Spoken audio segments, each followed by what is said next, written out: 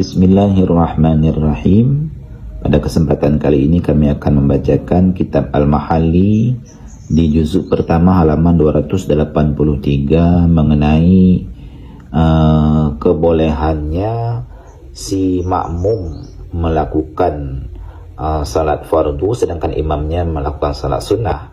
Yang seperti sekarang ini pada bulan Ramadan misalnya kita mengikuti salat tarawih sedangkan kita makmum berniat qadha subuh. Ini boleh dalam masalah fikih. Ini kami bacakan dalam kitab Mahallinya, yaitu wa tasihhu qudwatul muaddi bil qadhi, dan sahlah ikut orang yang melakukan salat tunai bil qadhi dengan orang yang melakukan salat qadha. Maksudnya imam melakukan salat qadha misalnya zuhur, sedangkan makmumnya melakukan salat tunai duhur misalnya, ataupun salat tunai lainnya, ini sah.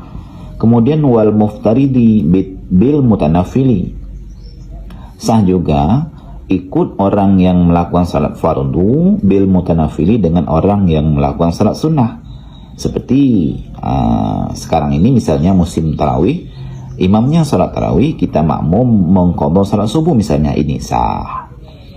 Wa fi dhuhri bil asri, dan sah ikut pada duhur bil asri dengan asar, artinya makmumnya melakukan salat duhur sedangkan imamnya melakukan salat asar, ini sah. Apakah makmumnya mengqadha ataupun tunai, begitu juga imamnya apakah mengqadha ataupun tunai, seperti yang di belakang yang telah kita bacakan tadi. Wabil uqusi, dan dengan kebalikannya, artinya al-qadhi bil muaddi, orang yang salat qadha mengikuti orang yang melakukan salat tunai, ini sah. Wal mutanaffili, dan orang yang melakukan salat sunnah mengikuti bil muftaridi dengan orang yang melakukan salat fardu, ini sah. Wa fil asri bil dhuhri, dan pada asar dengan duhur, artinya makmumnya melakukan salat asar sedangkan imamnya salat duhur, ini pun sah. Sebagaimana tadi sah imamnya salat asar, makmumnya salat duhur, begitu juga dengan kebalikannya. Wala yadurru ikhtilafu niyatil imami wal makmumi, dan tidak mudaratlah berbeda niat imam dan makmum. Imam kan misalnya melakukan salat asar, makmum melakukan salat duhur, imam melakukan salat tunai, makmum melakukan salat qadha, begitu juga imam dengan niat sunat tarawih misalnya, kita makmum dengan niat qadha subuh, ini tidak mudarat, tidak mengapa.